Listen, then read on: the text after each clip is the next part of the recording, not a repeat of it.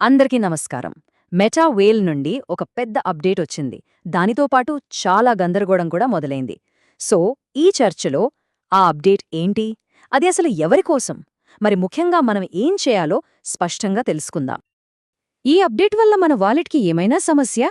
మనమేమైనా చర్య తీసుకోవాలా? ఇవి అందరి మదిలో మెదులుతున్న సాధారణ ప్రశ్నలు. పదండి, ఈ ప్రశ్నలకు సమాధానాలు వెతుకుదాం. ఓకే. అన్నింటికంటే ముందు ఒక విషయం చాలా స్పష్టంగా చెప్పాలి. భయపడాల్సిన అవసరమే లేదు. నిజంగా. ఈ అప్డేట్ అందరికోసం కాదు. అసలు విషయమేంటంటే, మెజారిటీ యూజర్లు అంటే చాలామంది అసలేమీ చేయక్కర్లేదు. అయితే ఈ అప్డేట్ అందరికోసం కాకపోతే మరి ఎవరికోసం? ఎవరు దీని గురించి సీరియస్గా తీసుకోవాలి? ఆ విషయాన్ని ఇప్పుడు చూద్దాం. ప్రాథమికంగా ఈ అప్డేట్ యూజర్లను రెండు గ్రూపులుగా విభజించింది.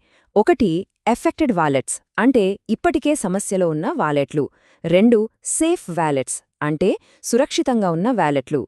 మనం ఈ రెండు గ్రూపుల్లో ఎక్కడ ఉన్నామనేదాన్ని బట్టి మనం ఏం చెయ్యాలో తెలుస్తుంది. చూడండి, ఈ మైగ్రేషన్ ప్రక్రియ కేవలం రిస్క్లో ఉన్న వాలెట్స్ల కోసం మాత్రమే. ఉదాహరణకు, ఎవరైనా తెలియకుండా ఫిషింగ్ లింక్స్లను క్లిక్ చేసి ఉంటే, లేదా ఏదైనా యాప్కి టోకెన్ అప్రూవల్స్ ఇచ్చేసి ఉంటే, ఇంకా ముఖ్యంగా మన ప్రైవేట్ కీ లేదా సీడ్ ఫ్రేజ్ బయటకు లీక్ అయ్యిందేమో అని అనుమానం ఉంటే, అప్పుడు మాత్రమే, కేవలం అప్పుడు మాత్రమే మనం ఈ మైగ్రేషన్ గురించి ఆలోచించాలి.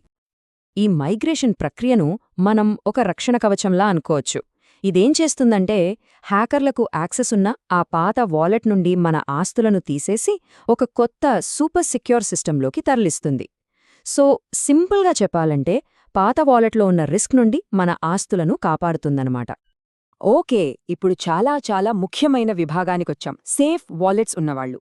ఒకవేళ మన వాలెట్తో ఎలాంటి సమస్య లేకపోతే దయచేసి ఏమీ చెయ్యవద్దు. సపోర్ట్కు మెసేజ్ చేయవద్దు, ఏఐ బాట్లో టైప్ చేయవద్దు, మైగ్రేషన్ కోసం అసలే సబ్మిట్ చేయవద్దు. Just relax.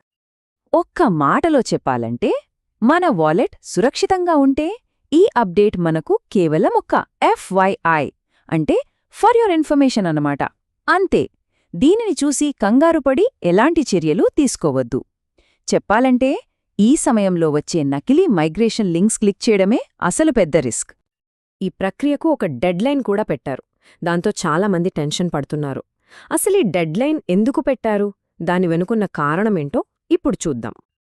చాలామంది అనుకుంటున్నారు, ఓ, ఇదంతా ఒక మార్కెటింగ్ టాక్టికేమో మనల్ని కంగారు పెట్టడానికి అని. కానీ నిజమది కాదు. ఈ డెడ్లైన్ వెనుక ఒక బలమైన టెక్నికల్ రీజన్ ఉంది. సో, స్పష్టంగా చెప్పాలంటే ఇది మార్కెటింగ్ కాదు, ఇది డ్యామేజ్ కంట్రోల్. అంటే ఏంటంటే, ఇప్పటికే జరిగిన నష్టం ఇంకా పెరగకుండా ఆపడానికి ఇది అవసరం. అదెలా పనిచేస్తుందో చూద్దాం. కారణం చాలా సింపుల్ అండి. ఈ మైగ్రేషన్ సిస్టమ్ ఒక్కసారి మొదలయ్యాక అది ఒక క్లోజ్డ్ సిస్టంలా పనిచేస్తుంది. అంటే మధ్యలో కొత్త వ్యాలెట్లను యాడ్ చేయడం టెక్నికల్గా సాధ్యం కాదు. అందుకే సమస్యలో ఉన్న వ్యాలెట్ల లిస్ట్ అంతా ముందే ఫైనల్ చేయడానికి ఈ డెడ్లైన్ పెట్టారు. ఈ డెడ్లైన్ చూడగానే చాలామందికి వచ్చే ఒక కామన్ థాట్ ఏంటంటే, నా వాలెట్ సేఫ్గానే ఉండొచ్చు, కానీ రిస్క్ ఎందుకు? జస్ట్ ఇన్ కేస్ నా వాలెట్ని కూడా సబ్మిట్ చేద్దాం. వినడానికి ఇది కరెక్ట్ అనిపించినా ఇది చాలా పెద్ద పొరపాటు. ఇది ఎందుకు పొరపాటు అంటున్నానో చెప్తా. ఈ మైగ్రేషన్ అనేది కొంచెం కాంప్లికేటెడ్ ప్రాసెస్. అనవసరంగా మన సేఫ్ వాలెట్ని దీనిలోకి చేర్చడం వల్ల మనమే దాన్ని హ్యాకర్ల దృష్టిలో పెడుతున్నాం.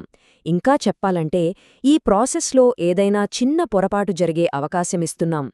ప్రాథమికంగా లేనిపోని సమస్యను కొని తెచ్చుకున్నట్లు అవుతుంది. గుర్తుపెట్టుకోండి, ఇది చాలా ముఖ్యం. మన పడవకు రంధ్రం లేనప్పుడు దాన్ని పోడ్చడానికి ప్రయత్నించకూడదు. అలాగే మన వాలెట్ సురక్షితంగా ఉంటే దాన్ని రిపేర్ చేద్దామని ప్రయత్నించి కొత్త సమస్యలను సృష్టించుకోవద్దు. సరే, ఇంతసేపు చాలా విషయాలు మాట్లాడుకున్నాం. ఇప్పుడు ఫైనల్గా అసలు ఏం చెయ్యాలో ఒక సింపుల్ చెక్లిస్ట్లా చూసేద్దాం. మనకి మనమే ఒకే ఒక్క ప్రశ్న వేసుకోవాలి. నా వాలెట్ కథంలో హ్యాక్ అయ్యిందా లేదా రిస్క్లో పడిందా? సమాధానం అవును అయితే అధికారిక మార్గాల ద్వారా మైగ్రేషన్ కోసం సబ్మిట్ చేయండి. సమాధానం కాదు అయితే మీరు ఏమీ చెయ్యక్కర్లేదు. అంతే, సింపుల్. చివరగా కొన్ని ముఖ్యమైన భద్రతా సూచనలు గుర్తుంచుకోండి. ఈ అప్డేట్ కేవలం హ్యాక్ అయిన వాలెట్లను కాపాడటానికే. మన వాలెట్ సేఫ్గా ఉంటే ఏమీ చేయవద్దు. కేవలం మెటా వేల్ అధికారిక ట్విట్టర్ లేదా డిస్కార్డ్ నుండి వచ్చే సమాచారాన్ని మాత్రమే నమ్మండి. ఈ సమయంలో మూసగాళ్లు చాలా యాక్టివ్గా ఉంటారు. సో ఎవరైనా వ్యక్తిగతంగా మెసేజ్ చేసినా, ఏదైనా అనుమానాస్పదంగా లింకులు పంపినా వాటికి దూరంగా ఉండండి. ఈ మొత్తం వివరణ నుండి ఒక్క విషయం గుర్తుపెట్టుకోవాలంటే అది ఇదే: మీ వాలెట్ సురక్షితంగా ఉంటే మీరు ఎలాంటి చర్య తీసుకోవాల్సిన అవసరం లేదు. సో కంగారు పడకండి, కానీ జాగ్రత్తగా ఉండండి. మీ ఆస్తులు భద్రంగా ఉంటాయి.